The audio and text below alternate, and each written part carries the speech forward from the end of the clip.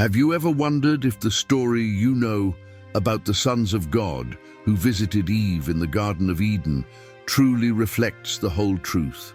Leave us your comment and tell us if you've ever felt that something doesn't quite fit in the story you were taught as a child. Today, we're going to dive into a mystery that has challenged the boundaries of biblical interpretation for centuries and could forever transform your understanding of the scriptures. Because sometimes what we believe we know is merely the surface of a much deeper abyss. The story surrounding Eve in the Garden of Eden is often presented as a linear and seemingly simple tale. The creation of the first woman, the temptation of the serpent, and the fall of humanity. But there is an ancient, almost forgotten whisper that lingers in the cracks of tradition, hinting at an even more unsettling truth. That Eve was not alone in that paradise, and that beings called sons of God, Bnei Elohim in Hebrew, visited that place and, in some way, intertwined with her story. Who were these sons of God? Were they angels, demons in disguise, or perhaps something even more mysterious that escapes our imagination? Genesis 6:1-4 offers us the first clue. When human beings began to increase in number on the earth and daughters were born to them, the sons of God saw that the daughters of humans were beautiful, and they married any of them they chose. This brief and enigmatic passage has been the subject of countless interpretations over the centuries. Some have said that these sons of God were descendants of Seth, the pious line that remained faithful to Yahweh. Others, drawing on older traditions, maintained that they were fallen angels who defied divine order and descended to earth, drawn by the beauty and fragility of the daughters of men. If we look at Jewish tradition, particularly in texts like the Book of Enoch and the Talmud, we discover that these sons of God were known as the Watchers, Grigori in Aramaic, angels tasked with observing and guiding humanity, but who, blinded by desire, descended and took human wives. According to the Book of Enoch, chapter 6, these angels taught humans forbidden secrets, the art of war, magic, metallurgy, and other knowledge that corrupted humanity. Could it be that these same beings were present in Eden, tempted by Eve's innocence and the mystery of newly created humanity? In Hebrew, the term used for sons of God is Bnei Elohim, Bnei Elohim, an expression that appears in the book of Job 1:6 and 2:1, where it describes celestial beings who present themselves before God.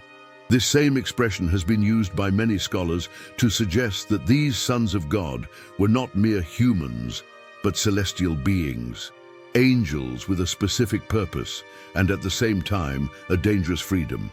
Augustine of Hippo, for example, in his work, The City of God, argued that these sons of God could be interpreted as fallen angels who had taken human form. Origen of Alexandria, on the other hand, saw in them a connection to demons seeking to corrupt divine creation. Now, how does all this connect to Eve and the Garden of Eden? This is where the mystery deepens even further. Rabbinic tradition suggests that Eden was not merely a physical place, but a spiritual realm, a threshold between heaven and earth, where dimensions intertwined and the visible and invisible could touch. According to the Midrash Rabbah, Eden was filled with celestial presences, and thus Eve not only interacted with the serpent, but also with other beings of an angelic nature. What if some of these sons of God descended before the fall, drawn by the pure radiance of creation and Eve's beauty? The Zohar, the quintessential mystical book of Jewish tradition, states that Eden was inhabited by angels who served as mediators between God and humanity. According to the Zohar I-36b, Eve was tempted not only by the serpent, but also by a desire for the unknown, a longing for knowledge that drew her closer to these mysterious beings. Could it be that in doing so, she attracted the sons of God to the garden? Could it be that her desire to understand and be like God, Genesis 3:5, made her a magnet for those beings who wandered between heaven and earth? The question that arises is unsettling. Was Eve visited by these sons of God before the fall, during her innocence, or perhaps afterward, when her purity was compromised by disobedience? And what kind of relationship could have arisen between her and those beings? The Genesis account remains silent, but tradition suggests that in the union of the divine and the human, in the crossroads of the dust of the earth and celestial fire, lie secrets we can barely glimpse. Some Christian scholars maintain that the fall itself may have opened a spiritual rift in humanity, a torn veil that allowed these sons of God to draw near and tempt not only Eve, but all of Adam's descendants. Others go further, suggesting that Eve might have been the first to experience the seduction of the spiritual, acting as a gateway between worlds. Thus, her story would not merely be one of moral disobedience, but of a cosmic encounter that forever marked the history of humanity. What if I told you that, according to some interpretations, the sons of God didn't just come for the daughters of men, but that their attraction began in Eden itself, and Eve, as the first woman, was the epicenter of their fascination? What if the true mystery of the garden isn't solely the serpent and its deception, but a more complex tapestry of spiritual presences that defied divine order? Imagine for a moment that Eve, in her innocence and purity, walked among the trees of Eden, and in the twilight of the afternoon, a glow unlike the glory of God appeared before her. Imagine that from the shadows emerged beings whose beauty was not earthly, but celestial, and their voices, laden with mystery, enveloped her in a song of fascination and fear. Could Eve, in her longing for knowledge and love, have felt drawn to what she did not understand? What if that encounter was the first whisper of a story that Genesis only hints at? At this point, the boundary between myth and revelation blurs, and the story becomes an echo of something beyond words. Perhaps behind the letters of Genesis lies a message about human fragility and the divine fascination with the earthly, a message that reminds us that Eve's story is not just the story of a woman, but the story of all of us, who have at some point felt the allure of the forbidden and the desire to know what lies beyond our understanding. In this spiritual journey into the depths of the Garden of Eden, we discover that Eve's story cannot be reduced to a simple moral fall. Beneath the words we read in Genesis pulses a mystery that connects the human with the divine, the earthly with the celestial. The story of Eve and the sons of God is a threshold between what we see and what we do not see, between what we believe and what we resist believing. For if the ancient Jewish and Christian traditions teach us anything, it is that nothing in Scripture is by chance, and every word, every silence, is a portal leading to deeper truths. The sages of the Talmud and the mystics of the Zohar insist that Eden was not merely a place of trees and rivers, but a cosmic intersection, an open door between heaven and earth. In this place of perfect communion with the Creator, Eve not only lived in harmony with Adam and the creatures of the garden, but also breathed air saturated with the divine, the spiritual. According to the Zohar, I36b 37a, angels appeared in Eden as beings of light, guardians of cosmic balance. But among these angels, some harbored a dangerous fascination with humanity, a longing that mingled with curiosity and the desire to experience what only mortals could: flesh, love, and pain. In that context, Eve becomes the very embodiment of the divine longing for the human. Her beauty, described in tradition as the purest and most radiant ever to exist, was a magnet that attracted not only Adam, but also those beings who, from the heavens, beheld God's masterpiece. The Midrash Tanhuma suggests that, even before the fall, Eve radiated a special light that sparked admiration and desire. This light, called in Hebrew Ava, or, not only symbolized her purity, but also made her the center of the creation story. What if that light was what drew the sons of God to descend to the garden and observe her in secret? The same tradition teaches that these sons of God, the Bnei HaElohim, descended because they saw that the daughters of men were beautiful. Genesis 6:2. The Hebrew word for saw here is vayarav, vayaru, which implies not just a superficial glance, but a deep, almost hypnotic contemplation, as if their gaze pierced the veil of flesh and reached the soul. What if, in Eden, Eve was the object of that gaze, and her soul trembled before the unknown? What if, in that moment, a dance between the divine and the human began, altering the course of history forever? Augustine of Hippo, in his struggle to understand the mystery of evil, considered that the fall of the angels was not an isolated event, but a process of mutual seduction between the spiritual and the material. For him, Eve was the image of humanity open to knowledge and at the same time vulnerable to spiritual seductions. In his work, The City of God, Augustine reflects on how fallen angels abandoned their spiritual nature and sought to mingle with humanity. This idea resonates powerfully when we think of Eden as a place where the boundaries between the visible and the invisible blurred. And if we delve into the words of Origen of Alexandria, we uncover another layer of mystery. Origen saw in Genesis a narrative laden with symbols and allegories that veiled profound truths for those with eyes to see and ears to hear. For him, Eve's story was not just the tale of a woman, but the revelation of the struggle between light and darkness, between the knowledge that liberates and the knowledge that corrupts.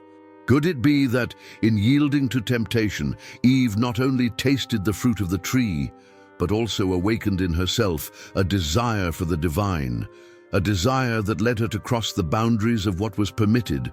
Apocryphal literature, particularly the Book of Enoch, adds even more fuel to this interpretation. According to Enoch 6-7, the Watchers descended to Mount Hermon and there sealed a pact to take the daughters of men. This transgression, according to the text, brought a wave of corruption and violence that tainted the earth. Although this account does not directly mention Eve, some exegetes suggest that the same spiritual pattern of attraction and transgression was repeated in the story of the first humans.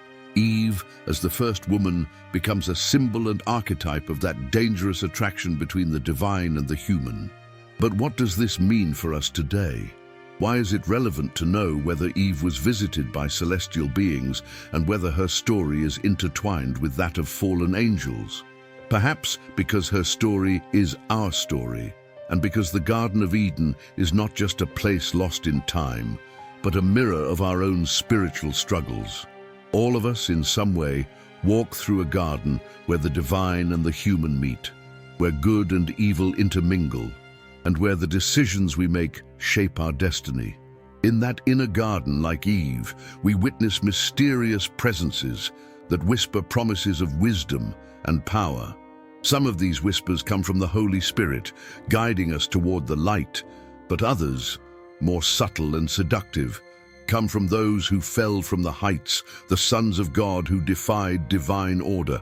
Their voices still echo within us, inviting us to cross boundaries, to taste the forbidden, and to believe we can be like gods. What if I told you that Eve's true story is not just one of disobedience, but of an entire humanity confronting the mystery of the spiritual?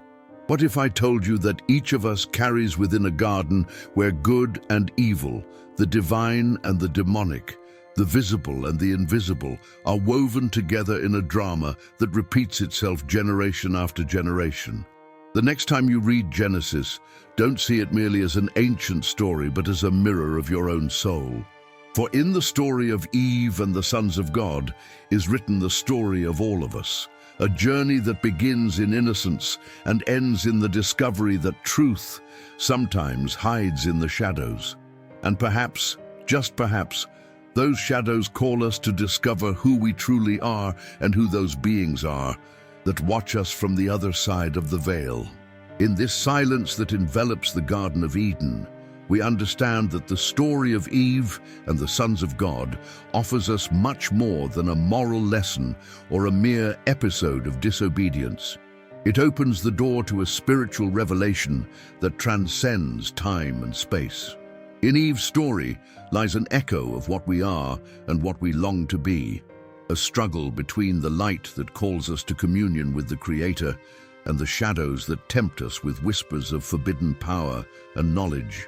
And it is in that echo, in that whisper, where we discover that humanity has always stood at the crossroads of a cosmic mystery. Genesis, in its apparent simplicity, holds hidden treasures for those who dare to read between the lines. When we read that Eve listened to the voice of the serpent and that her heart leaned toward the desire to be like God, perhaps we are witnessing something far deeper than mere human curiosity. Perhaps in that moment, Eve became the center of a spiritual battle between heaven and earth, between angels and demons, between what should have been and what should not have been. That battle did not end in Eden, but continues today in every soul that wonders which voice to heed. The sons of God, those mysterious beings that Genesis mentions so briefly and that apocryphal texts develop with astonishing detail, represent a part of that battle. Some of them, according to the book of Enoch, descended out of love or perhaps desire and taught humans secrets they were not meant to know. They taught them to forge weapons, create cosmetics, summon spirits, and manipulate nature. Can you imagine the spiritual weight of these revelations? What began as an act of fascination became the root of a corruption that filled the earth with violence, according to Enoch 8:1-2. But before all this happened, before the great rebellion of the angels, Eve was there, in the heart of Eden, walking amid the evening mist, feeling the breath of God and hearing the echoes of heaven. What if those sons of God descended to behold the Creator's masterpiece and in a whisper found in her something even they could not comprehend? What if, in that exchange of glances between the divine and the human, a destiny was woven that still reaches us today? Let us not forget that Eve was formed from Adam's side, and in her flesh she carried the breath of life and the spark of divinity. Her name in Hebrew, Havah, Javah, means the one who gives life, and her very existence was a reminder of the miracle of creation. Thus, it is no surprise that upon seeing her, the sons of God felt a profound desire and at the same time a reverent fear. For in Eve was reflected the very image of humanity and the possibility of redeeming what perhaps they themselves had lost. Some believe that these celestial beings may have tempted Eve even before the serpent spoke, planting in her heart the seed of doubt, the curiosity for the forbidden. Others think that only after the fall, when humanity was exposed to suffering and pain, did the sons of God descend in response to human fragility, seeking perhaps a union that would allow them to experience redemption. The truth is that the narrative leaves us with an intentional void, a silence that invites us to look beyond the words. And it is precisely that silence that calls us to reflection today. For, like Eve, each of us has felt at some point the allure of the unknown, the longing to go beyond what is permitted. Each of us, in some way, has sensed the presence of voices promising power, wisdom, and dominion. And in that whisper, we discover that our personal story is also a cosmic story, a reflection of the drama that began in Eden and is still being written in our souls. Perhaps this is why the story of Eve and the sons of God does not end with condemnation, but with an open question. What will we do with the knowledge we have received? Will we choose to walk in humility, trusting in the voice of our Creator, or will we let ourselves be seduced by the voices that invite us to be like gods? That is the question that ultimately defines our spiritual destiny. As we look back to that garden where Eve walked between the light of creation and the shadows of desire, we understand that her story is not just a myth or a legend, but a mirror in which each of us can see our own spiritual battle reflected. For deep down, We all carry within us an Eden, a place where the divine and the human meet, where innocence and temptation coexist, and where at the end of the day we must choose whose voice we will heed. Now I invite you to leave your comment and tell us what you think about this mystery. Have you ever felt in your own life the presence of the divine and the mysterious? Have you wondered if there are spiritual forces influencing our decisions? We want to hear your experience and your reflection, and if this topic has touched your heart, I invite you to subscribe to the channel and share this video with those who, like you, seek answers beyond the obvious. Because together we can unravel the deepest mysteries of the human soul and discover the truth that will set us free.